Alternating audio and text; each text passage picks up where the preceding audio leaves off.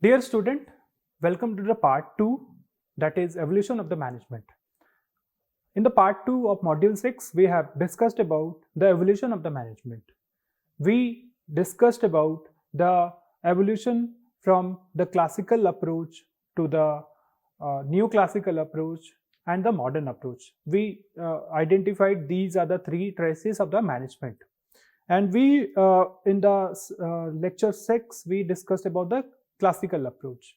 We discussed the bureaucratic management practices given by the Max Weber. In the same classical approach, we'll be also giving the getting the insight about the principles of scientific management, as well as the administrative theory given by Henry Fayol.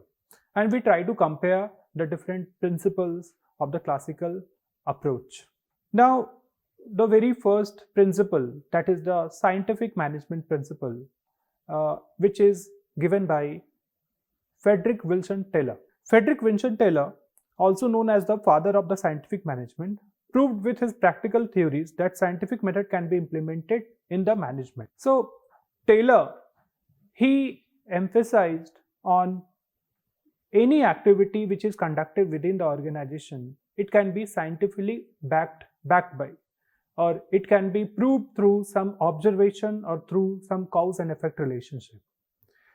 Taylor was engineer by profession and a management scientist in USA.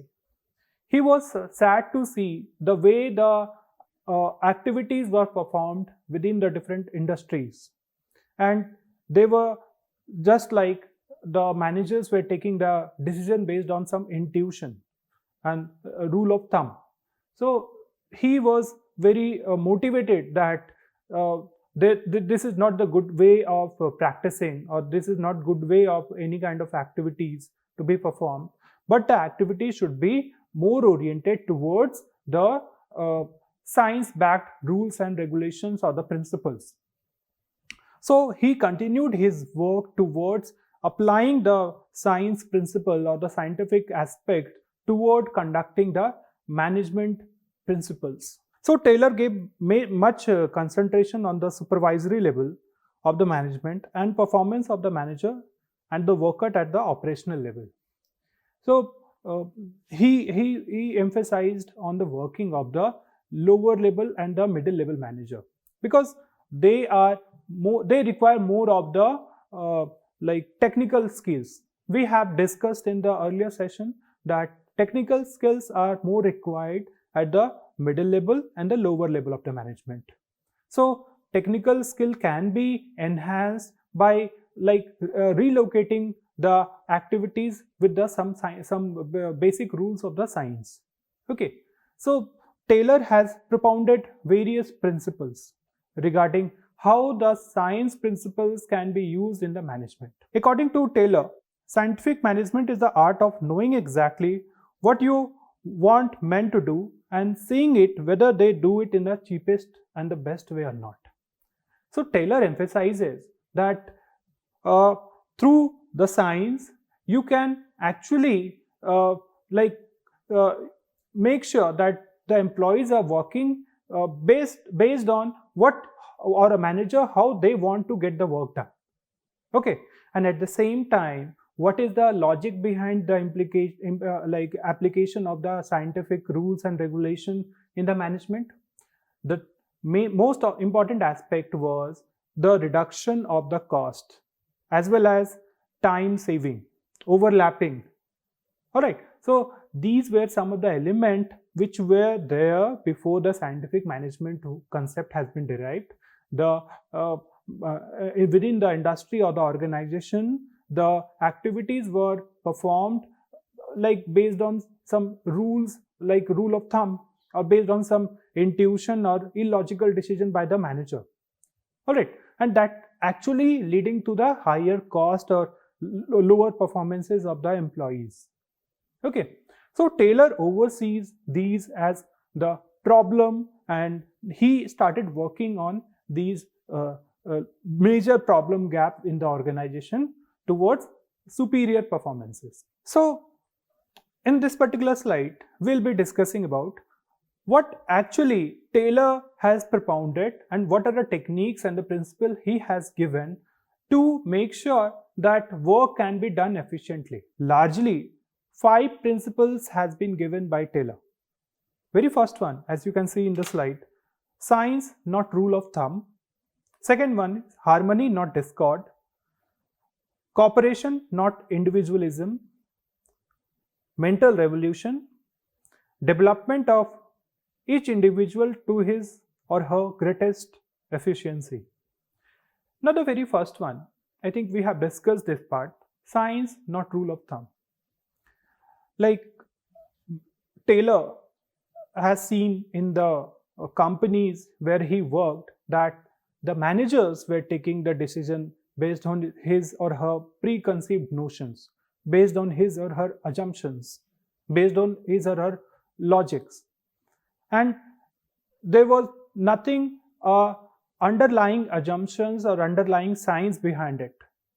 And every manager has their own concept and techniques. So there was no uniformity in the way the activities were performed within the organization. Okay, so we can call it as a rule of thumb. But he emphasized that activities can be done using the scientific methods. Alright, so the very first principle that he given is all the activities should be done based on the scientific assumption and not based on the rule of thumb. Second one, harmony, not discord. In the classical approach, we have seen that the employees were treated as the machines. Alright, although the scientific management principle is a part of the classical approach only, but this was the problem that Taylor identified, that there was no harmony within the employee. We have discussed the concept of the coordination. We know what coordination is. Coordination is an essence of the management. Through coordination, all the activities are performed. So, within the organization, a harmony between the employee when they are working in the group should be maintained, or else it will be leading towards some kind of like distortion among the employees, dissatisfaction. They will not be highly motivated to work. Third one is cooperation and not individualism. Now, Taylor emphasized on the managers or the workers, employee within the organization should not work towards their own individual interests. Or it's better to say that there should be cooperation among the employee or the group of employees so that they can be contributing towards the higher goal, that is the organizational goal. Alright, so Taylor emphasized on that the individual goals and the organizational goals should be matched. So whenever the employees is working for their own individual goal, it is ultimately leading towards the organizational objective itself. Next is the mental revolution. Mental revolution, like in the classical approach era, we have seen that the employees were not so given not so freedom, and they were very much like rigid towards the rules and regulation formulated by the top manager, and they were not cooperation, and group activities were there, but at the same time they were not so informal. There was no scope for the growth of the informal communication. Okay, so Taylor given the importance regarding the mental revolution with respect to the way the employees are like sharing their exchange their ideas, and they sit and talk to each other, discuss some of the informal activities which are outside the organization. Okay, so Taylor emphasized towards the mental revolution of the employees. They should be like mentally free and they should be happy. That will ultimately lead towards the organizational growth. Last, the principle that he has given is the development of each individual to his greatest efficiency. It means that the employee within the organization should be contributing the 100%, even more than the 100% with their full capacity. And how it will be achieved? It can be achieved through some scientific way of performing the activity. If suppose an employee is like doing the repetitive work, then it is very obvious that the employee will be not like fully motivated to do the same kind of work again and again. So how it can be like improved, and how the motivation level can be enhanced so that the performance can be enhanced or the efficiency can be increased. So Taylor also given the emphasis towards the increase in the efficiency of the employees. So to summarize, these are some of the 5 principles of the Taylor. Moving beyond, so principle we have discussed. Now how the principles works. So it will be with respect to the techniques. So in this particular slide, we'll be discussing about what are the different techniques through which the Taylor like practice the scientific thing in the management domain or the discipline. Very first one is the time study. Time study means for performing any activity, there need to be some stipulated time. Like any raw material being transferred to the factory workshop, it should be calculated based on some scientific or some kind of cause and effect relationship. It is not like one day you are taking 3 minutes and another day you are taking 10 minutes. So there is some clutter, there is no like similarity in the pattern. So it should be based on some logic, and it should be based on some calculation of the time or based on the science, that approximately 3 to 4 minutes should be taken to take the raw material from the workshop to the factory outlet. Okay, so this particular time should be the standard time. If any deviation from the standard time is observed, then correction is needed. Alright, so very first thing is the time study. For any kind of activity, a standard time should be set, and it should be set based on some scientific observation. Motion study. Motion with respect to how the employees and the machines are moving. It may be that the employees, when they are working in the organization, their body posture is not so good. It means they will start feeling the boredom, or they will be feeling the fatigue in a very short span of time, and ultimately their efficiency will be reduced. So there is a science that how the body posture, how the movement of the body of the employee should be there, so that they will be contributing more, or they will be working for longer hours. And same goes with the machinery as well. How the machinery are actually performed, or how the employees are like using the machinery, is also one of the element in the motion study. Next technique is the scientific task planning. Scientific task planning is any kind of planned activity that you are performing. Even when you are purchasing the raw material from any specific vendor, it should be scientifically done. Alright, suppose there are 5 vendors available in the market, and you need to select one of the vendor. So scientifically you can negotiate with terms and conditions with respect to the price, with respect to the delivery of the product, with respect to the quality of the product. You can check the quality of the product using some scientific method. It is not like you randomly selecting one of the supplier. So any kind of planning activity is there within the organization, it should be also scientifically backed up. Standardization and simplification. As mentioned, there should be a standard with respect to the time in the time study we have discussed, and standard with respect to the quality. So standardization means there should be a standard time for each element of the activity, and standard with respect to the quality that you are manufacturing or the service delivery that you are providing. Okay, and if the standardization with these 2 elements are achieved, ultimately the simplification in the work will be observed. Differential piece rate system. Taylor emphasized on that employee within the organization should be given the wages based on their performances. Take one example. If 2 employees are there, employee A and employee B. Employee A is performing well, and he is manufacturing or producing 10 units of the product in 1 hour. And employee B is like he or she is an underperformer and he is only manufacturing 7 units in an hour. But at the same time, they are both are getting the same salary or the same wages. So Taylor questioned this practice within the organization that those who are performing well, they should be given higher incentive or some kind of bonus or wages as compared to the underachiever. And the logic was that it will be like motivating the overachiever or good manpower, and those who are underachiever, they will be motivating to work better.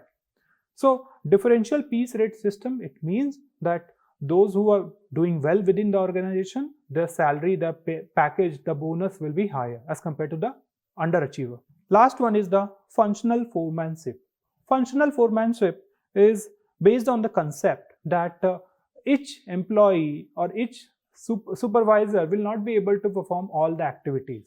So based on the functional or based on the function that they are performing, the overall structure is divided into he suggested the system, 4 of them, total 8 foremen will be employed.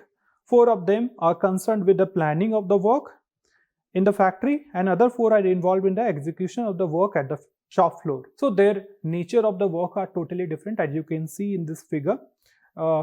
Planning in charge will be looking into the activities related to the route clerk, instruction card clerk, time and cost, and any kind of disciplinary activities within the organization. Whereas the production in charge, they will be more towards the speed boss, inspector, maintenance foreman, and the gang boss. Now, what are these things? We try to understand with this slide. Route clerk, the route clerk lays down the sequence of operation to be followed for completion of a particular job, as the term itself is the route.